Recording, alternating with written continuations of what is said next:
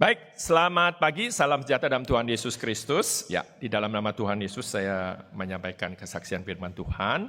Saya mengucapkan banyak-banyak berterima kasih pada rekan-rekan yang mungkin pada pagi hari ini untuk pertama kali datang di tempat ini. Selamat bergabung dan selamat beribadah. Pada pagi hari ini satu tema dari kebaktian penyembegaran rohani kita adalah keselamatan untuk seluruh keluarga. Saya yakin panitia tidak punya satu pikiran bahwa hanya gara-gara satu orang maka seluruh keluarga dapat selamat. Memang di dalam Alkitab ada satu cerita. Satu kisah perjalanan, yaitu perjalanan dari Rasul Paulus. Ketika dia akan pergi ke Roma untuk naik banding, kita tahu sebenarnya dia sudah memberitahu kepada kapten kapal, kepada nakoda kapal, jangan berjalan, karena kondisi cuaca tidak baik. Nakoda dan kapten kapal merasa bahwa dirinya itu punya pengalaman. Kamu ini siapa? Kamu ini bukan siapa-siapa. Mungkin kamu memang suka naik kapal, tapi belum tentu kamu bisa mengendarai kapal, menjalani kapal. Dan kita tahu pada era 2000 tahun yang lalu belum ada mesin, mengandalkan cuaca angin. Ya, dari satu tempat ke satu tempat harus mengandalkan angin, cuaca. Karena pada saat itu sebenarnya Paulus sudah melihat cuacanya tidak baik. Maka dia bilang, sudah, jangan kita teruskan, kita tunda. Tapi tadi ya, namanya kapten kapal berasa bahwa dia punya pengalaman hebat. Ya, maka dia teruskan. Dan apa yang terjadi? Benar. Di tengah perjalanan mereka, angin, badai, tofan menghantam kapal mereka. Sampai-sampai barang-barang muatan yang harus mereka bawa, harus mereka buang untuk meringankan. Supaya kapal itu tidak tenggelam. Dan benar, kandaslah kapal itu. Tapi sebelum kandas di tengah-tengah ombang-ambing kapal, ya, malaikat Tuhan diutus oleh Tuhan. Untuk apa? Menemui Paulus dan berbicara kepada Paulus. Karena Tuhan memang menghendaki Paulus pada saat itu pergi ke Roma untuk menyampaikan firman Tuhan. Maka dia bilang, ya, karena saya ada di sini, maka seluruh isi kapal orang-orang di sini pun tidak ada satu pun yang akan binasa, mati. Tapi ingat, ya, keselamatan yang di sini berbeda dengan keselamatan yang saya yakin diambil judulnya. Ya, memang selamat dari apa? Dari amukan badai kapal. Gara-gara Paulus seorang diri, maka seluruh yang ada di kapal itu jadi tidak binasa. Nah, kita harus hati-hati itu menggunakan cerita dan teks ini.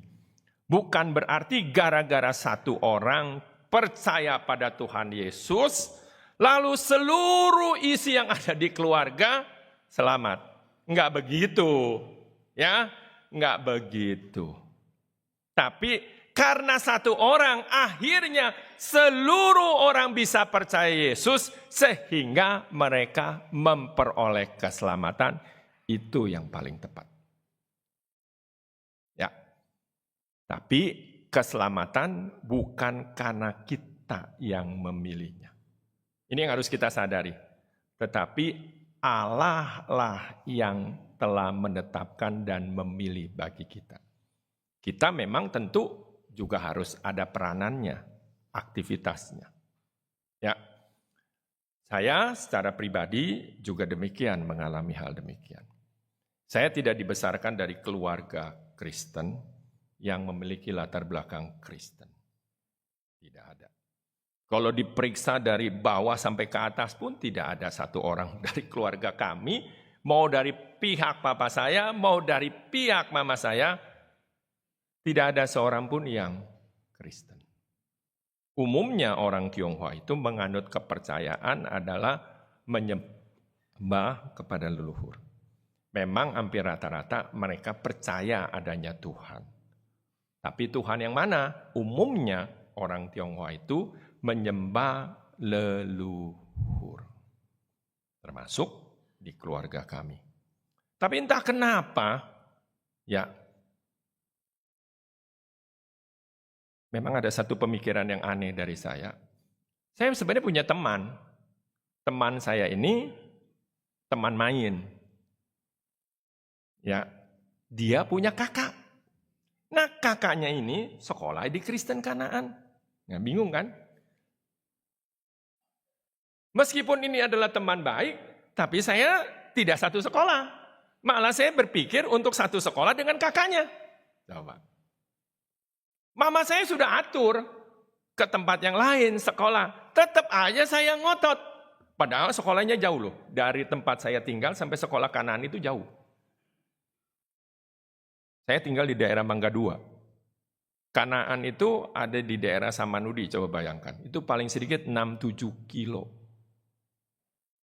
Di daerah sekitar ada sekolah, tapi saya tidak mau. Mama saya bilang, bingung, kamu kok kenapa? Ada apa sih? Saya bilang nggak ada apa-apa. Saya memang mau sekolah di situ, emang kenapa? Apakah nggak diperbolehkan saya sekolah di situ? Boleh, tapi kamu harus berjalan sendiri. Kamu harus mengerjakannya sendiri. Nggak deket. Puji Tuhan disetujui. Sekolahlah saya di sana.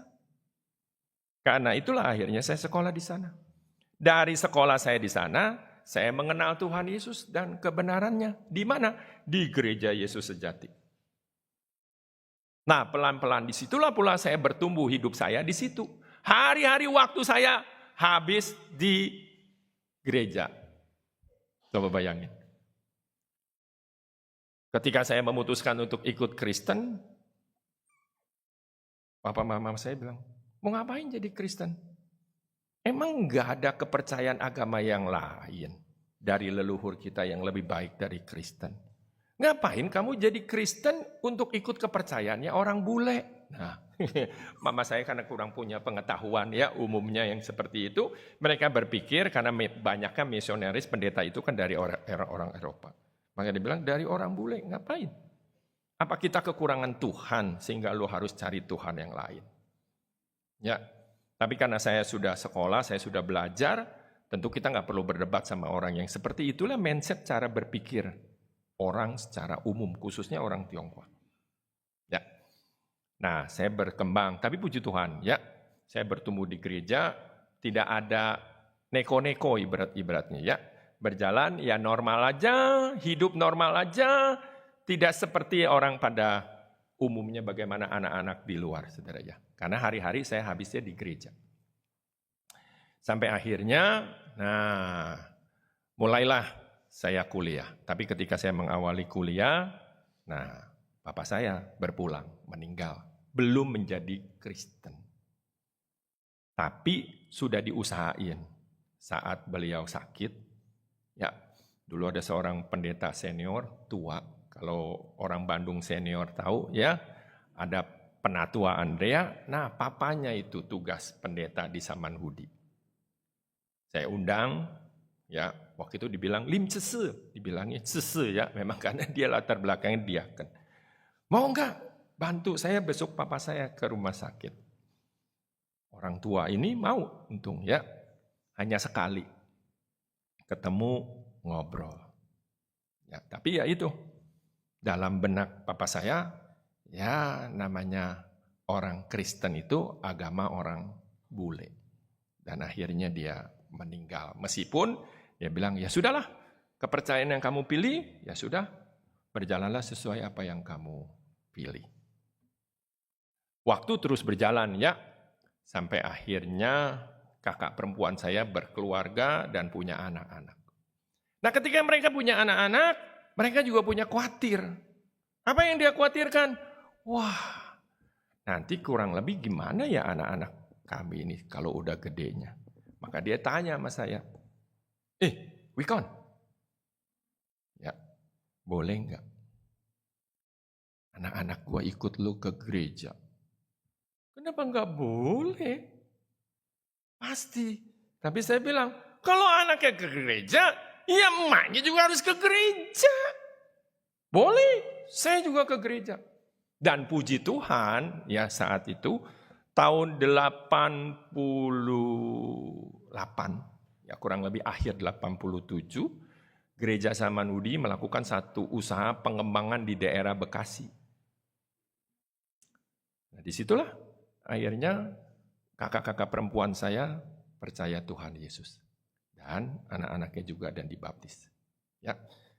Sampai hampir seluruh tuh. Jadi bukan gara-gara saya seluruh orang pasti selamat. Enggak. Kita sendiri yang harus bisa mewartakan dan memberitakan. Nah, tinggallah satu orang tua kami di rumah. Siapa? Ya ibu saya lah. Ibu saya. Ibu saya meskipun hampir dari kakak perempuan saya udah percaya Yesus, dia bilang, saya tidak mau ikut Tuhan Yesus. Kenapa nggak mau ikut Tuhan Yesus? Orang Kristen itu pelit. Itu orang Tionghoa ya. Kenapa pelit?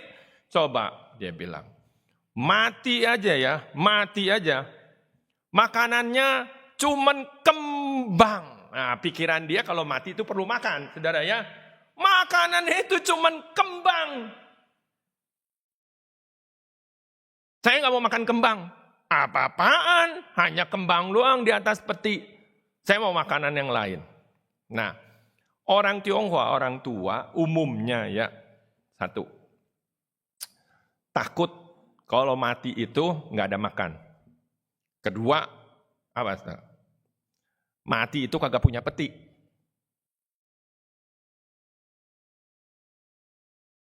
Makanya orang Tionghoa punya filosofi, peti itu dikasih nama Kwancai, harta raja.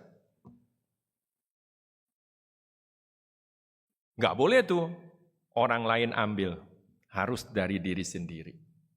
Maka mama saya memahami ini, nggak boleh. Maka dia bilang, kalau tanah nggak jadi masalah nggak punya, rumah nggak punya juga nggak jadi masalah. Tapi kalau peti nggak beli, wah, nggak boleh itu diambil oleh orang lain. Nah, dia punya kekhawatiran.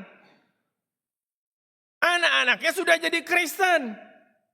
Apakah nanti saya dibeliin peti kagak ya? Itu. Maka dia nabung. Ketika udah nabung, dia bilang sama kakak perempuan saya, nanti saya kalau mati saya nggak mau upacara Kristen. Pelit. Ya, ini saya titip uang, saya kumpulkan, nanti saya juga mau beli peti sendiri. Ya, itu sulit tentu, tapi sulit bagi manusia, tidak sulit bagi Tuhan. Ketika dia berusia 70 tahun, tiba-tiba dia jatuh sakit. Sebenarnya jatuh sakitnya normal. Kenapa normalnya? Orang tua, semua fungsi dari otak sampai jantung, sampai paru-paru pasti akan mengalami penurunan pelemahan. Dan itu bergantung genetikanya. Ya, Pak Penatua, Ayubnya enggak semua orang sama seperti Penatua bisa sampai 90-an tahun. Genetikanya masih baik. Ada orang enggak, dalam usia sedekian dia udah turun tuh genetikanya. Merosot. Jadi pergi ke dokter, diperiksa, dokter hanya ngomong begitu. Apa pertama? Otak kering. Bingung kan? Saya dulu mungkin tertawa ya kalau masih kecil, main di tengah hari, lari-lari. Ada orang bilang, jangan main di tengah bolong. Nanti otak lu kering. Saya pikir itu omongan bercandaan, bohongan ya. Tapi juga bukan karena matahari, ya. Jangan gara-gara keluar otak kering. Tapi benar, otak itu bisa mengering, menciut. Kenapa? Karena sirkulasi air di dalam tubuh kita, metabolismenya tidak sebaik dulu. Dia menurun pompanya. Naiknya itu turun. Sehingga mengering. Kulit orang tua kan dia? Iya, bercak-bercak, mulai kering. Ya, mulai taucoan, kena matahari. Ya. Akhirnya ketipu iklan, beli lotion ini, beli itu, semua dibeliin ya. Supaya apa? Kenceng terus. Tapi kan namanya kodrat alam gak ada yang bisa lawan ya. Kecuali dioperasi, mau dibotok, mau di apa, tetap aja keluar duit banyak. Bener gak? Ya, itulah manusia. Nah, dokternya bilang gitu. Ya gak bisa diapa-apain lah. Kecuali difungsiin, dimaksimalin. Sampai satu ketika dia mengalami pada saat usia 70 itu, kakinya bengkak. Kalau secara dokter bilang itu wajar, karena ginjalnya juga udah mulai menurun. Bengkak, nggak bisa jalan. Bukan asam urat, ya, bukan kolesterol, nggak dicek semua normal. Dia bilang nggak tahu juga, tapi yang pasti fungsi ginjalnya memang menurun. Kenapa nggak bisa jalan? Waduh, nggak ngerti. Dokternya sendiri nggak ngerti. Nah, akhirnya apa yang terjadi? Cici saya telepon, Kon gimana nih? Saya cuma ngeledek karena mama saya itu masih pegang sembayangan leluhur ya. Meskipun saya sudah pernah nanya sama mama saya, "Mah, itu foto siapa ya?" Mana saya tahu, kecuali satu yang saya tahu. Yaitu mertuanya hanya satu. Nah yang lainnya tahu nggak? Nggak tahu. Nah kalau nggak tahu ngapain disembayangin? Lu kurang ajar ya. Lu jadi orang Kristen sekarang. Bukan. Maksud saya nggak kenal buat apa disembayangin toh. Pokoknya dia nggak bisa terima. Lu pokoknya kurang ajar. Jadi Kristen itu nggak tahu hormatin orang tua. Tapi kan dia sembayang nggak kenal. Biasanya tuh menantu perempuan gitu ya. Turun jadi warisan tuh sembayangan itu. Nah papa saya ingat. Saya masih kecil. Jarang sekali itu. Yang ngurusin siapa? Ya mama saya. Ya orang Tionghoa pasti taunya. Yang ngurusin siapa? Perempuan memang. Nah saya tanya, wah dia marah. Gak bisa, lu kurang ajar. Nah saya cuma ngomong sama cici saya. Ya karena cici saya udah Kristen, jadi saya gini aja lah. Kan Bekasi waktu itu di bawah naungan gereja Sunter. Telepon aja pendetanya. Tanya sama pendetanya. Mau gak datang ke rumah? Ngapain? Bantu doa. Doain aja. Mau enggak? Ya.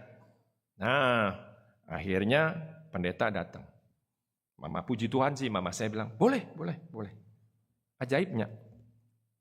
3 hari kemudian, betul kakinya mengempis.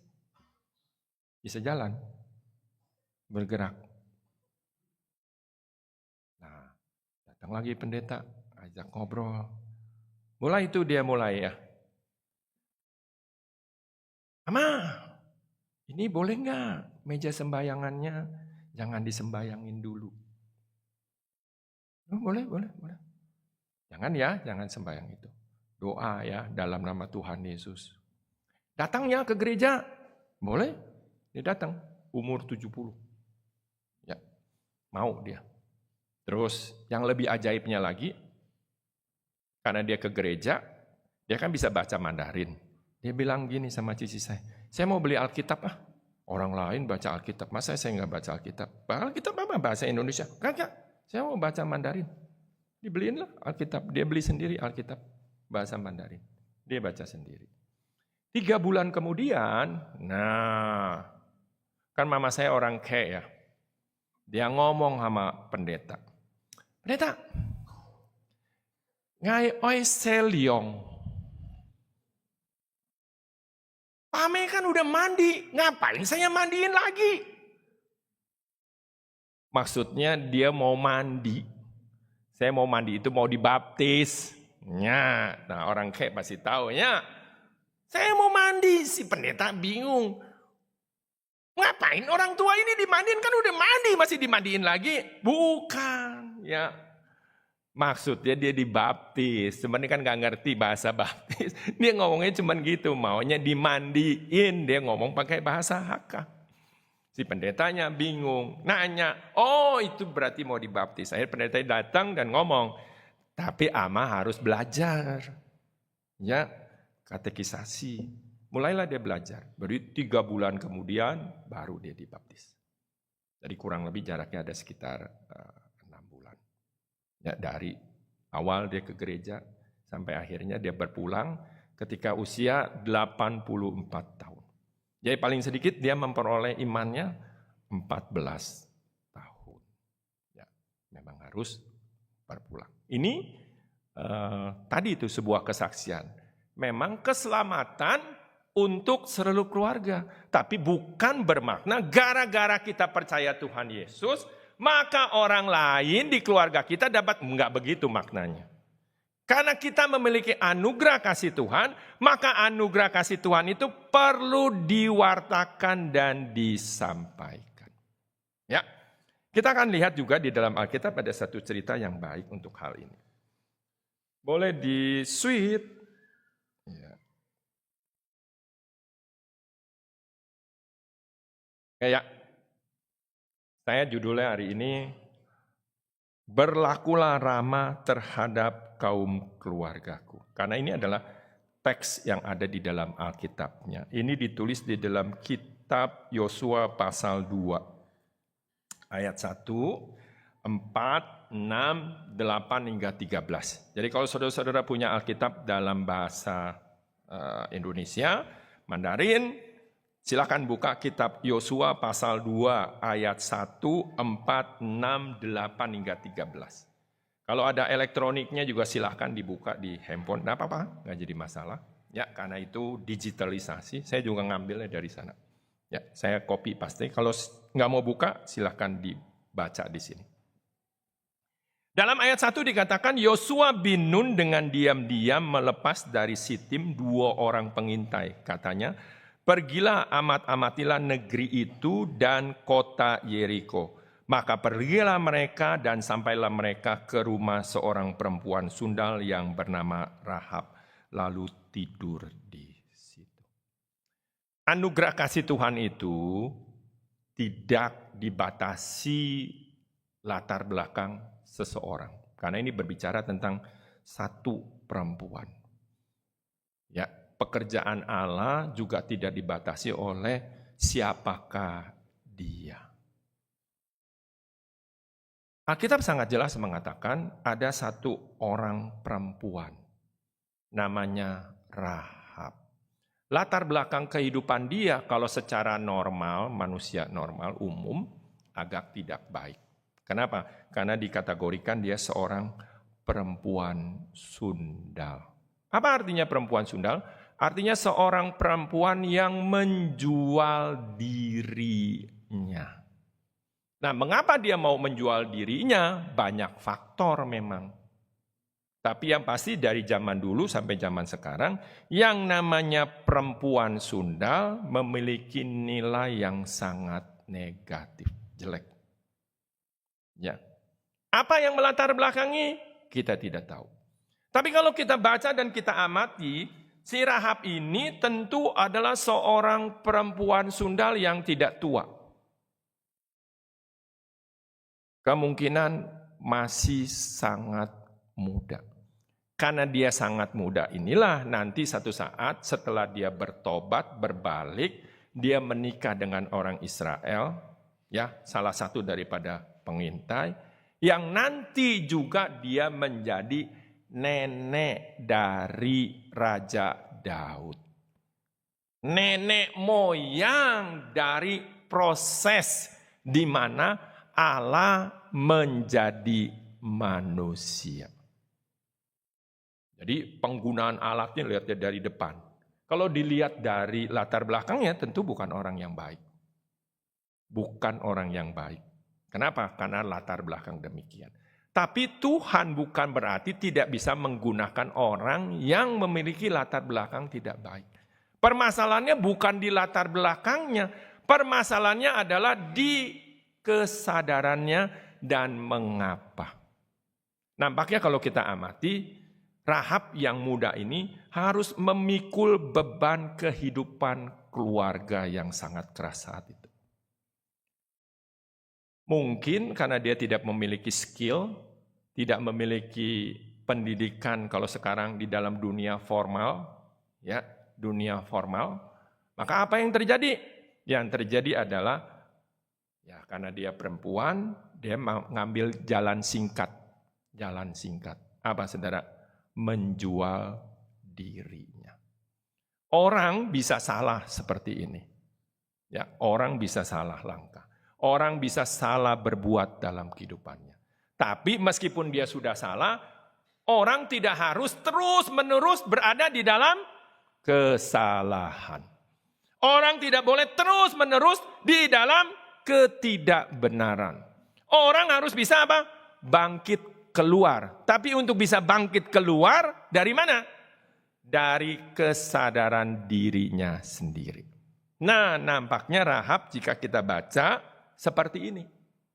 Tetapi perempuan itu telah membawa dan menyembunyikan kedua orang itu. Berkatalah ia, memang orang-orang itu telah datang kepadaku, tetapi aku tidak tahu dari mana mereka. Tetapi perempuan itu telah menyuruh keduanya naik ke soto rumah dan menyembunyikan mereka di bawah timbunan batang rami yang ditebarkan di atas soto itu. Tetapi sebelum kedua orang itu tidur, naiklah perempuan itu mendapatkan mereka di atas soto. Saudara, dia menyadari bahwa dia tidak bisa hidup seperti itu. Dalam ketidakbaikan, dalam ketidakbenaran. Dia tidak boleh ada di dalam sumur yang terus-menerus di dalam sebuah kubangan yang kotor di situ. Ketika ada pengintai, ya, orang Israel datang, dia berpikir ini adalah sebuah kesempatan untuk mengubah hidupnya. Sama, ya, kita juga demikian. Tidak boleh terus-menerus ada dalam posisi yang sama. Kalau dulu tidak mengenal, sekarang kita harus belajar mengenal. Kalau dulu kita di dalam kegelapan, bukan berarti kita terus-menerus harus ada di dalam kegelapan. Tidak boleh begitu. Manusia harus bisa mengubah, mengambil kesempatan untuk mengubah dirinya. Nah, bagaimana Rahab itu mengubah dirinya? Kita lihat ketika dia berbicara dengan dua pengintai itu. Dan berkata kepada orang itu, aku tahu bahwa Tuhan, ya kalau di sini ditulis dengan kata huruf Tuhan. Padahal di sini sebenarnya lebih pada YHWH, Yehova. Jadi artinya, aku tahu bahwa Yehova, jadi dia dengan secara tidak langsung, dari mana dia bisa tahu? Karena dia PSK tentu ada pelanggan. Pelanggannya tentu mungkin musafir, ya, yang nakal, nyari hiburan, mampir ke tempat dia berbicara. Ada siapa? Ada Tuhan Yehova. Ya. Apa yang dikatakan? Telah memberikan negeri ini kepadamu, bahwa kengerian terhadap kamu telah menghinggapi kami. Dan segala penduduk negeri ini gemetar menghadapi kamu. Rahab tentu dengan masyarakat yang ada di sana punya kepercayaannya tersendiri. Umumnya masyarakat pada saat itu adalah menyembah pagan. Pagan artinya apa, saudara? Yaitu menyembah satu Tuhan atau banyak Tuhan dalam proses pikiran mereka. Berdasarkan apa? Umumnya pada saat itu masyarakat berkaitan dengan kesuburan. Punya anak adalah berkat anugerah dari Tuhan yang harus dia sembah. Pertanian bisa tumbuh subur, juga berkaitan dengan Tuhan yang menghidupi penumbuhan atas itu. Kesadaran ini salah enggak? Enggak salah. Tetapi yang salah adalah ketika manusia berusaha akhirnya membuat sebuah ritualitas. Apa ritualitas? Karena berkaitan dengan kesuburan, biasanya umumnya ritualitasnya apa? Mohon maaf. Tidak jauh-jauh dengan seksualitas.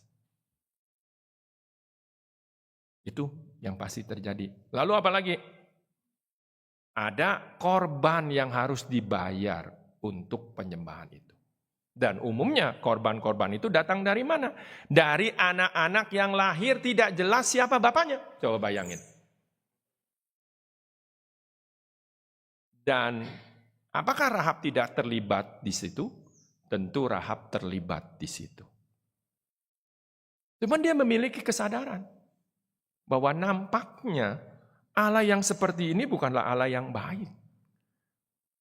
Meskipun berkaitan dengan kesuburan. Tapi sampai melakukan hal demikian tidak baik. Maka dia bilang, aku tahu. Tahu apa? Bahwa lu punya Tuhan yang berbeda dengan Tuhan yang gua sembah. Ya, ini. Kesadaran ini harus dimiliki untuk membangkitkan kembali untuk berubah. Sebab kami mendengar. Nah itu, dia bilang, dia tahu karena datang dari mendengar. Bahwa Tuhan telah mengeringkan air laut Teberau di depan kamu.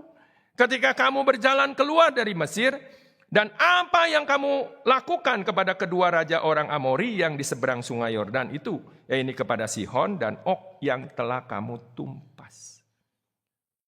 Tadi saya bilang, Rahab nggak mungkin udah nenek-nenek.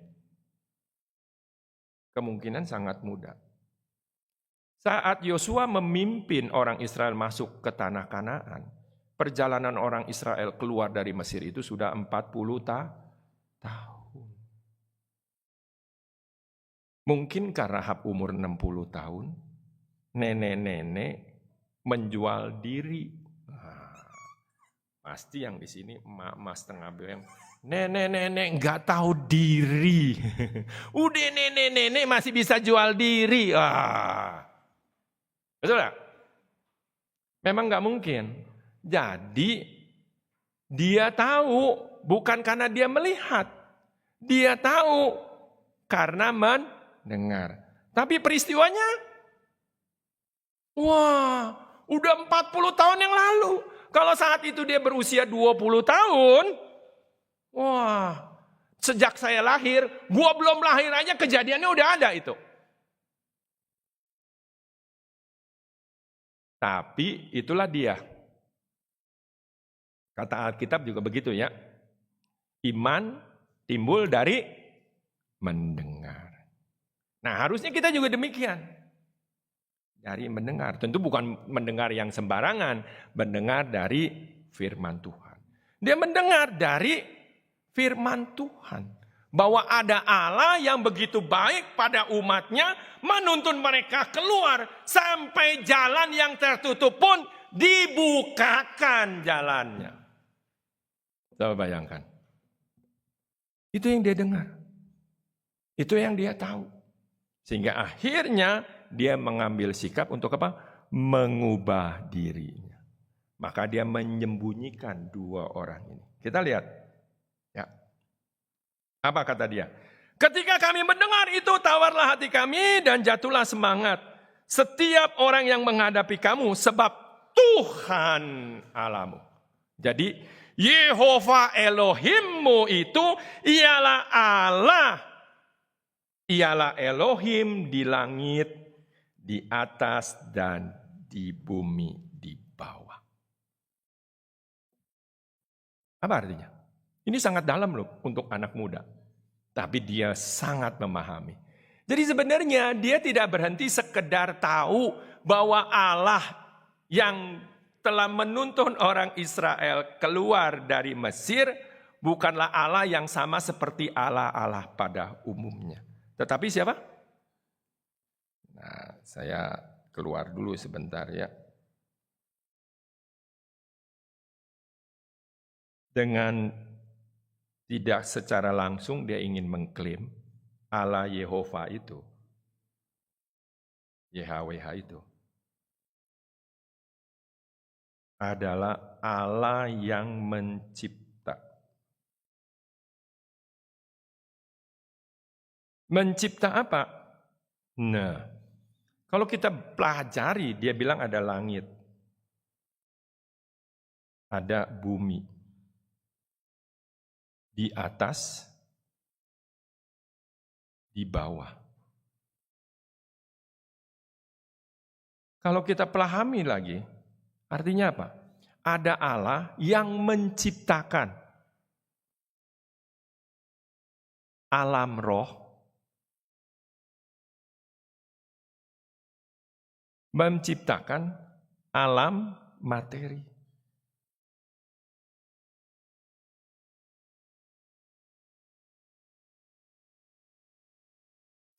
Allah sendiri adalah roh, ya. Allah sendiri adalah roh. Roh itu esa. Kata langit di situ bermakna ganda, banyak, plural. Makanya saya bagi atas dua, roh dan materi. Materi ini seperti kita hari ini. Ada langit nggak? Ada. Seberapa jauh? Wah, jauh sekali. Itu namanya alam materi, jagat raya. Tapi Tuhan tidak hanya menciptakan materi yang hari ini kita lihat. Karena dia roh, tapi kita juga harus hati-hati. Roh Allah ini tidak dicipta. Tapi dia mencipta alam roh. Kenapa dia menciptakan alam roh? Karena ada kehidupan di alam roh yang disebut makhluk roh yang kita kenal dengan malaikat. Itu nanti kita bisa baca di pasal 2 Kejadian. Berapa lapis alam roh itu? Kita tidak tahu. Tapi Alkitab mengatakan berlapis-lapis. Jadi lapis pertama itu materi, lapis kedua dalam dunia roh, ketiga dunia roh, keempat dunia roh. Di mana malaikat ditaruh di dalam alam roh?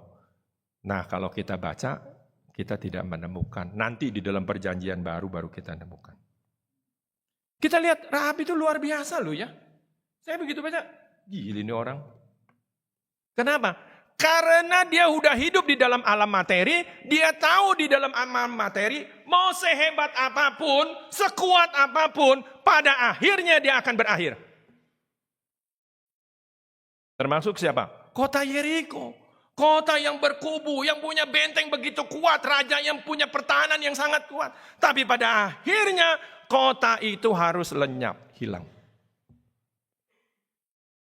Nah, apakah saya harus ikut lenyap? Tentu dia tidak ingin ikut lenyap. Tentu dalam pikiran dia adalah saya perlu selamat. Bagaimana saya bisa selamat? Saya harus mengenal Allah yang menciptakan ini. Sama seperti kita hari ini. Sehebatnya kita, setingginya kita, sesehatnya kita di dalam alam materi. Satu saat kita harus meninggalkan alam ini. Benar? Kemana kita mau pergi? Tentu pergi ke tempat ini. Karena di tempat inilah Allah telah menyediakan satu tempat itu buat kita. Karena manusia tidak hanya hidup di alam materi. Bukan hanya makan minum saja. Karena makan minum yang kita makan satu saat juga akan menua. Lisut. Lalu kemana setelah kita harus menanggalkan tubuh ini? Ya tentu ke tempat ini. Nah, Rahab memahami itu. Maka dia bilang, lu tuh punya Tuhan yang seperti itu. Nah, gua mau ke sana. Tapi, dia bilang apa? Jangan gua sendiri dong. Maka lihat dia bilang apa.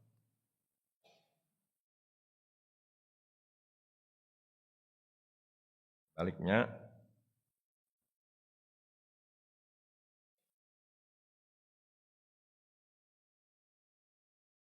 sekarang, bersumpahlah kiranya demi Tuhan, demi Yehova, bahwa karena aku telah berlaku ramah terhadap kamu, kamu juga berlaku ramah terhadap kaum keluargaku. Jadi ternyata Rahab juga punya niat yang sangat luhur. Dia tidak hanya ingin sendiri, tapi dia juga berharap pada keluarganya dapat diselamatkan. Bagaimana keluarganya dapat selamatkan? Nah, kalau di sini ada perintah ya, dia tidak boleh tinggalkan tempat ini, dia ada di satu tempat dan tempat itu harus diikat oleh benang kirmisi. Maka pada saat datang pemusnahan, tempat itu tidak akan musnah. Demikian juga kita pada hari ini. Kalau kita hari ini telah memperoleh anugerah keselamatan, tidak berhenti hanya karena kita. Tapi kita juga harus membawa sanak saudara famili kita. Tapi jangan berpikir, gara saya semua orang pasti selamat. Belum. Dia juga harus melakukan hal yang sama, di tempat yang sama, keberadaan yang sama. Kalau ada di antara saudara-saudara kita telah dibaptis dan mengenal dan menyembah pada Tuhan Yesus, ya tentu saudara-saudara kita yang lain juga harus melakukan hal yang sama. Supaya anugerah keselamatan itu hadir di dalam kehidupan keluarga kita. Jadi bukan hanya milik kita sendiri. Inilah kiranya kesaksian firman Tuhan untuk saling mengingatkan dan saling menguatkan. Saya kembalikan lagi kepada panitia karena kita lanjut akan ada kesaksian. Saya persilakan ada orang yang ingin bersaksi. Ya Pak. Pak Wawan, saya persilakan Pak Wawan.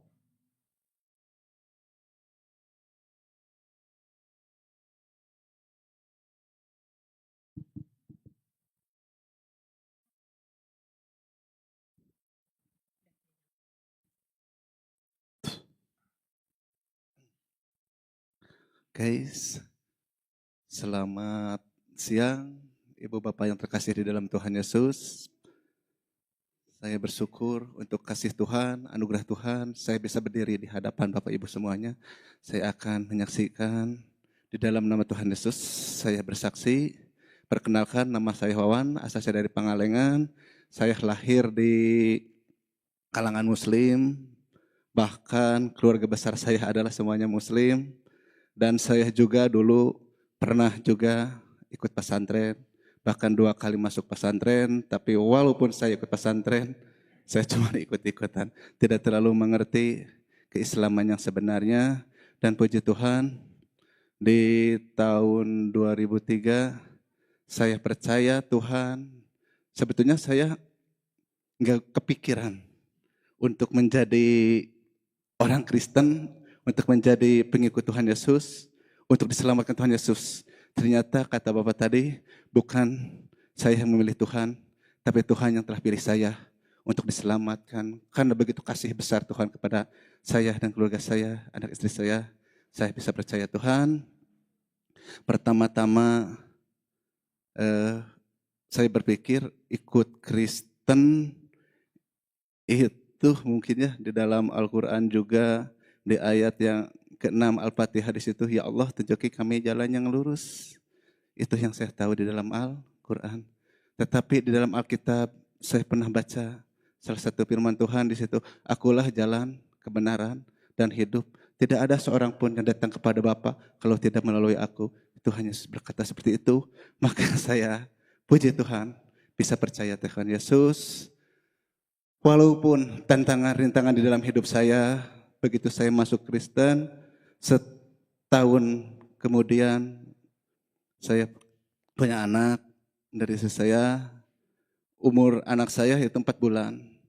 Saya terusir, seolah-olah saya diusir oleh keluarga, saya harus pindah, bukan pindah, malam itu jam 10 malam saya harus meninggalkan tempat itu. Saya berpikir keluarga besar semua saya udah mengusir saya, kemana saya harus pergi dan apa yang harus saya lakukan. Tapi Tuhan ingatkan saya pergi ke hutan. Selama 6 bulan saya tinggal di hutan. Saya diiringi pimpinan Tuhan. Saya bersama-sama dengan Tuhan di situ. Di situ hutan belantara. Tetangga saya hanya keras sama babi hutan. Tapi saya senang. Ada sukacita yang luar biasa di situ karena Tuhan menyertai hidup saya waktu itu. Pertama-tama saya setelah setahun, anak saya 4 bulan. Dalam usia 4 bulan anak saya harus dibawa ke hutan, tinggal di hutan, bikin saung-saungan di situ, dan belum alas apa, yang saya hanya atapnya aja daun pisang. Dan kebetulan waktu itu waktu kemarau panjang, jadi nggak hujan gitu kan. Tapi puji Tuhan, Tuhan bina saya di situ, Tuhan sediakan keperluan saya, walaupun saya tidak punya uang sepeser pun, saya tidak bekerja di situ, apalagi bekerja ya. Dan di situ saya selama itu saya tinggal di hutan. Tuhan pelihara saya dengan jalan apapun, Tuhan kasih berkat Tuhan di situ. Tunjukkan kemuliaannya kepada saya. Dan setelah itu saya balik. Akhirnya Tuhan pimpin saya. Saya bisa kembali, bisa ada uang sedikit dari orang pembelian. Ya ada yang memberi bibit kacang merah. Itu cuma segenggam, mungkin enggak setengah, mungkin adalah setengah kilo ada. Saya tanam cuma satu kotak kecil. Luar biasa. Di situ Tuhan berkati, Tuhan tunjukkan kemuliaan Tuhan. Dari situ enggak mungkin itu bisa mencapai sampai 4 karung. Dari setengah kilo jadi 4 karung, itu enggak mungkin. Nah di situ Tuhan beri saya, akhirnya saya jual, saya panen, saya jual. Akhirnya saya bisa kontrak rumah 25.000 1 bulan. Di situ setelah itu perjalanan saya bisa bertemu dengan Pak Mamai. Ya, saya waktu itu udah Kristen tapi Tuhan tunjukkan Pak Mamai untuk membina saya, membimbing saya, keluarga saya gitu. Dan di situ saya bertumbuh dengan Pak Mamai, pelayanan bareng-bareng ya ke desa-desa di situ. Akhirnya kemuliaan Tuhan terjawab, beberapa jiwa diselamatkan karena kata Bapak tadi dalam firman Tuhan mungkinnya jika satu orang percaya dan selamat maka semua keluarga akan diselamatkan. Itu kata Bapak tadi tidak mungkin seandainya kita, tapi kita yang harus menyelamatkan juga bagaimana kitanya. Akhirnya saya penginjilan bukan hanya ke keluarga, ke orang lain, ke situ, dan banyak jiwa yang diselamatkan dalam Tuhan Yesus. Dan setelah itu terlebih lagi yang saya ucapkan terima kasih, walaupun dulu saya diajak sama Pak Mamai beberapa kali ke tempat ini, bahkan istri saya pun juga mengajak. Dan pertama datang ke gereja ini istri saya. Yang pertama mungkin Pak Mamai, terus ikutin sama istri saya. Saya bilang saya nggak mau ikut gereja itu. Saya tahu gereja itu sesat. Saya pikir gereja YGYS itu ya sejati itu sesat. Saya otomatis nolak untuk gereja ini. Tapi setelah kata istri saya coba dulu datang ke situ. Begitu saya masuk ke sini, waduh, ada damai, sukacita. Kemuliaan Tuhan itu seolah-olah nampak di gereja Yesus ini. Maka saya bersyukur kepada Tuhan, terima kasih Tuhan Yesus. Tuhan telah tuntun saya, bisa saya masuk ke gereja Yesus sejati ini. Gereja yang benar, gereja yang Tuhan tunjukkan untuk saya beribadah ada di tempat ini. Karena itu dulu saya mungkin pindah-pindah gereja, tapi tidak sedamai saya berada di gereja ini. Tidak senyaman saya berada di gereja ini. Karena kemuliaan Tuhan saya rasakan luar biasa di tempat ini. Kasih Tuhan, penyertaan Tuhan, pelindungan Tuhan, berkat Tuhan. Saya rasakan di tempat ini. Karena itu saya mungkin segitu kesaksian saya lakukan semua ini hanya untuk kemuliaan Tuhan Yesus. Haleluya. Amin.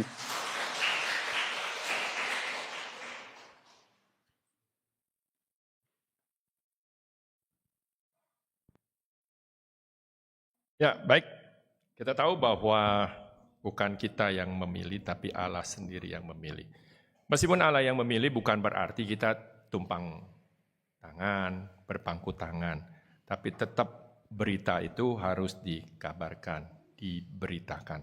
Bagaimana jalannya Tuhan, itu kembali Tuhanlah yang memilih.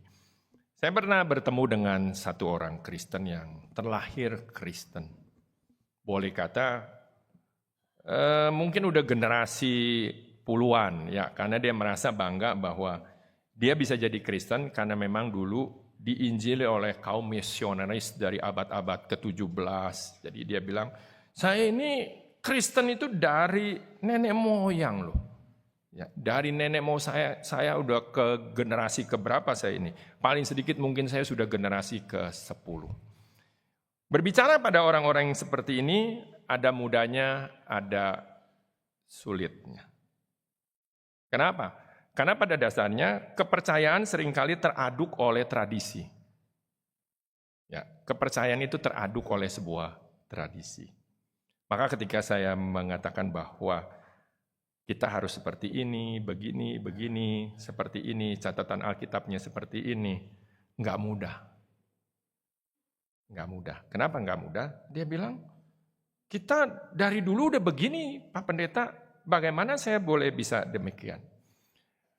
Memang memberikan penjelasan bukan karena kita bisa memberikan penjelasan, tetapi kembali lagi bahwa Tuhan yang memilih, Tuhan yang punya kasih untuk menggerakkan.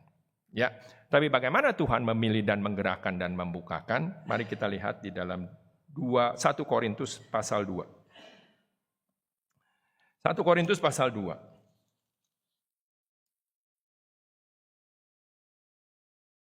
Saya bacakan dari TB2 ya.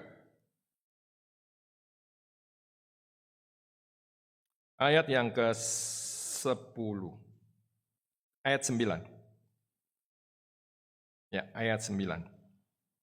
1 Korintus pasal 2, ayat 9 hingga ayat yang ke-11. Tetapi seperti ada tertulis, apa yang tidak pernah dilihat oleh mata, yang tidak pernah didengar oleh telinga, dan yang tidak pernah timbul di dalam hati manusia, semua yang disediakan Allah untuk mereka yang mengasihi Dia. Ya. Lalu ayat 10 mengatakan, kepada kita Allah telah menyatakan oleh Roh, sebab Roh menyelidiki segala sesuatu, bahkan hal-hal yang tersembunyi dalam diri Allah. Siapa di antara manusia yang tahu apa yang terdapat di dalam diri manusia selain roh manusia sendiri yang ada di dalam dia? Demikian pula lah tidak ada orang yang tahu apa yang terdapat di dalam diri Allah selain roh Allah. Kita tidak menerima roh dunia, tetapi roh yang berasal dari Allah, supaya kita tahu apa yang dikaruniakan Allah kepada kita.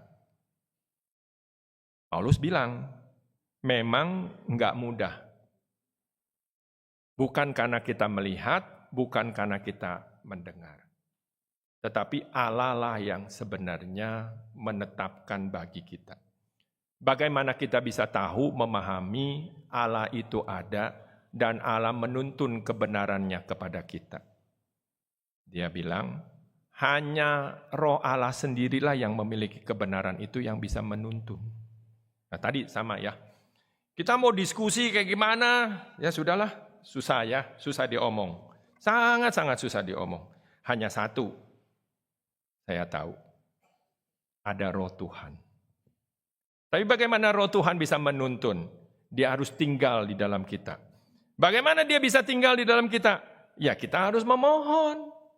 Makanya saya bilang, udahlah om ya, kita sampai di sini. Cuman ada satu hal saya bilang, kita diskusi mau kayak apapun, nggak akan ketemu nih, nggak ketemu, percuma. Saya juga percuma lah ya. Om ada di sebelah sana, saya ada di sebelah sini. Mau ditabrakin kayak gimana? Kita nggak bakal ketemu. Cuman mau nggak coba? Percaya nggak bahwa untuk bisa memahami itu kita perlu roh Tuhan. Tapi roh Tuhan itu perlu tinggal dan kita bisa minta. Saya bukakan aja. Di awalnya merenung dulu. Saya cobalah. Oke, enggak apa-apa. Kalau dia mau coba, ya kita ajak aja doa. Seperti umum ya di gereja. Ucapin dalam nama Tuhan Yesus. Kenapa? Karena kita percaya Tuhan Yesus adalah Tuhannya kita yang satu-satunya itu. Meskipun sebagian orang menganggap itu sebagai nabi, sebagian orang menganggap itu sebagai juru selamat. Sebenarnya dia adalah Allah yang menjadi manusia. Itu memang sulit diterima. Coba ya. Karena Alkitabnya berkatakan begitu. Gimana? Ya mohon. Itu anugerah Tuhan tersendiri. Ya. Begitu kalau orang bilang, vini vidi vici. Begitu datang ketemu ngobrol, dapat. Sama seperti dia. Begitu datang ketemu ngobrol, diajak, mau, dia terima. Saya pikir begitu dia terima, ya sudahlah gimana jalan Tuhannya. Dan apa yang terjadi? Beberapa minggu kemudian dia kontak lagi. Kita, yuk ke rumah saya, mau nggak ngobrol lagi? Boleh, apa salahnya ngobrol, kenapa enggak? Dan sekarang, ya tadi ya, bukan karena kita bisa menjelaskan, tapi memang Tuhan sendiri yang membukakan. Karena Alkitab sendiri dalam Injil Yohanes mengatakan, jika roh kebenaran tinggal di kamu, dia akan menuntun kamu pada semua kebenaran. Harusnya seperti itu.